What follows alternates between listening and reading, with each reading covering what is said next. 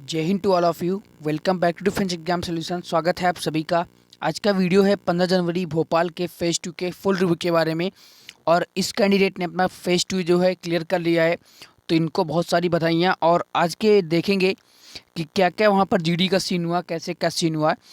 तो मैंने भाई से पूछा था, सुनील भाई ये मेरे दोस्त ही हैं, तो मैंने पूछा था भाई फेज़ 2 क्लियर हो गया है आपका, आप तो रिव्यू दे दीजिए 15 SC भोपाल का। तो उन्होंने कहा था हाँ भाई शेयर करते हैं हम रिव्यू।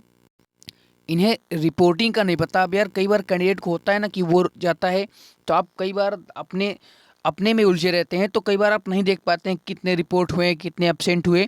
तो कई बार लड़के मिस कर जाते हैं, तो दैट्स नॉट अ प्रॉब्लम। हमें जो चाहिए जीडी और पीएफटी की टिप्स वो हमें मिलती रहनी चाहिए बस। ठीक है, हमें अब उससे ज़्यादा मतलब नहीं होना चाहिए कितने रिपोर्टिंग हुए हैं, कितने आउट हुए हैं। या तो मतलब बिल्कुल जेन्युइन जो कैंडिडेट शेयर करता है मैं वही आप तक पहुंचाता हूं।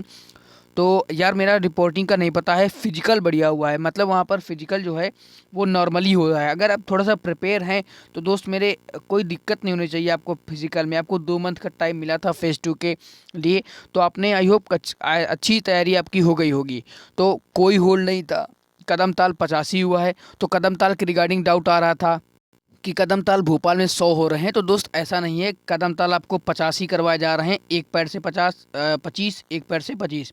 तो ऐसा सीन है कुछ कदम ताल की रिगार्डिंग। और कदम ताल के बारे में मैंने आगे पूछ भी लिया है, तो मैंने कहा था भाई अपना एक्सपीरियंस बताते जाओ। और इसमें एसआरटी हुआ है और शायद उसमें एक भी आउट नहीं हुआ। तो आप जहाँ भी देख रहे हैं यार एसआरटी में होता भी है यार, 2 से 3 बंदे ही एसआरटी में आउट होते हैं। इससे ज़्यादा प्रोबेबिलिटी नहीं होती है कि आप एसआरटी में आउट हो जाएं। एसआरटी में ये रेशियो रहता है। और देखिए कानपुर का भी रिव्यू देख लीजिए, आप अंबाला का भी रिव्यू देख लीजिए। तो मेरे पास दोस्तों अंबाला का रिव्यू था यार, लेकिन कैंडिडेट को उसमें एग्जैक्ट पता नहीं है कि कैसे क्या हुआ। मैं अभी अंबाला का रिव्यू इसके बाद दे दूंगा आपको। और एक बेंगलोर का रिव्यू मेरे पास बहुत अच्छा है, जो कि जीडी आउट कैंडिडेट है फिश मार्केट की वजह से। तो उसका रिव्यू आपके लिए सभी के लिए बहुत इंपॉर्टेंट होगा, तो वो जरूर देखना आप सभी। कदम ताल में जंप करते हुए करना है क्या, पुशअप में कितना होल्ड करवाते हैं भोपाल में, तो मैंने ये पूछा था। हाँ, कदम ताल में आपको जंपिंग करते हुए है करता है। तो ये डाउट आपका केवल कानपुर में जंप नहीं हो रही है अभी तक मैंने सुना है, और सभी जगह जो कई जगह आपको सीधे खड़े होकर करना है, कई जगह आपको जंप करते हुए करना है। तो आप प्रैक्टिस जंप की करिए, आप थोड़ा सा एक लेवल अच्छे करेंगे, प्रिपेयर रहेंगे, तो स्टैंड होके कोई दिक्कत नहीं होगी। आप जंप करके प्रैक्टिस करके जाइए, आप आराम से वहाँ पर क्लियर कर लेंगी। फिर उन्होंने कहा था पुशअप में कितना होल्ड करवाया है भोपाल में, कोई होल्ड नहीं हुआ है, नॉर्मल हुआ था। तो कई बार कई कई होता है यार, कई कुछ दिन आपको दूसरे तीसरे कुछ पुशअप में आपको 2 से 3 सेकंड होल्ड करवा देते हैं। तो उसमें आपको इतना टेंशन नहीं लेना दोस्त कि बहुत सारे पुशअप होल्ड करवा रहे हैं, 10 सेकंड होल्ड करवा रहे हैं, तो उतना होल्ड कहीं नहीं करवा रहे हैं। तो आप परेशान ना होइए। एक्सेप्ट सम सेंटर हैं, जैसे जोधपुर का हो गया है, तो कुछ सेंटर हैं उनके बारे में मैं श्योर नहीं हूँ, क्योंकि जोधपुर में तो भाई होल्ड करवा रहे हैं तो मुझे पता है, बाकी और जगह उतना होल्ड नहीं करवा रहे हैं। फिर मैंने कहा था जीडी टॉपिक कौन कौन से आए थे। मेरा टॉपिक था should military training be compulsory.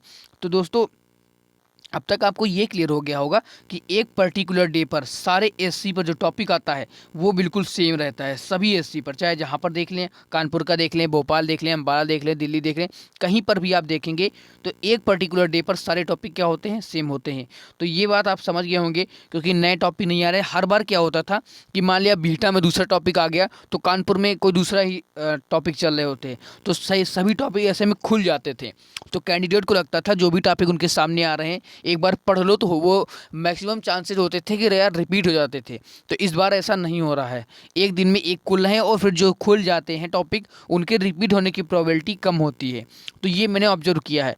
फिर उसके बाद बताएं कि उन्होंने बोला था बाकी का पता नहीं, क्योंकि यार लड़के मतलब कुछ जैसे कोई पहली बार जाता है तो उन्हें इन सब चीज़ों की नॉलेज नहीं रहती है, कितने एब्सेंट हो रहे हैं, कौन कहाँ पे आउट हो रहा है। वो देखता है भाई मेरा, चलो मेरा बच गया, मैं एसआरटी नहीं आउट हुआ हूँ, तो बस अपने में लगा रहता है, तो वो कोई बुरा बात नहीं है। तो जीडी में मैंने पूछा था कितने आउट हुए, फाइनल कितने सिलेक्ट हुए। तो इनके ग्रुप से जो आउट हुए थे 3 आउट हुए थे लगभग इनके ग्रुप से।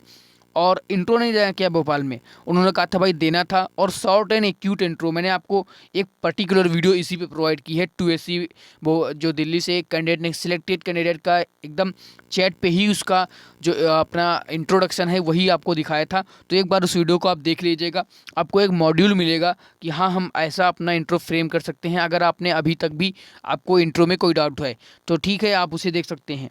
तो मैंने कहा था जीडी में ऑफिसर ने क्या गाइड किया है, तो मेरे ग्रुप को 2 पार्ट्स में बाँट दिया था। मैंने कहा क्यों भाई, ऐसा क्यों हुआ? तो ऑफिसर बहुत अच्छे थे क्योंकि बच्चे ज़्यादा बोल रहे थे। अब फिश मार्केट बनेगा तो यार फिश मार्केट कहीं कहीं पे ऐसा बनता है ना कि आपको पूरा भगा ही देते हैं।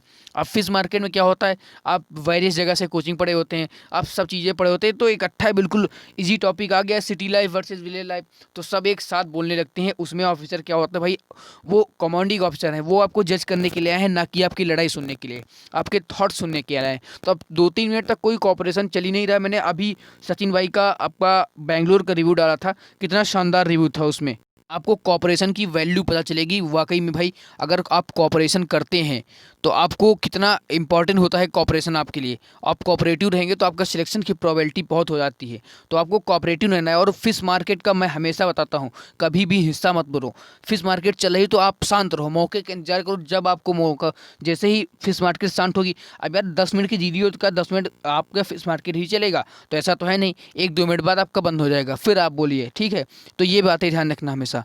फिर मैंने कहा था भाई, उनके ग्रुप में 3 बंदे आउट हुए थे, जीडी के कुछ टिप दे दो, जैसे कि मतलब कैसे बोलना सही रहेगा कि जीडी में आपका सिलेक्शन हो जाए। तो यही कि इंटरप्ट कोई नहीं करेगा। अगर मैं हमेशा आपको बताता हूँ, अगर सामने वाला बंदा जब तक फिनिश ना करे या अटकने न लगे तब तक आपको बोलना नहीं है। इससे सोचता है यार, आप सामने वाला बोले नहीं, पहले आप एग्री कर कर उससे आगे बोलने लगे, तो इससे सो होता है कि आप सुन भी नहीं रहे और एग्री भी हो रहे हैं, तो ये नेगेटिव इम्पैक्ट जाता है। तो इन बातों का हमेशा ध्यान रखिएगा। Speak and give chance others to speak, देखिए ये भी इंपॉर्टेंट पॉइंट है।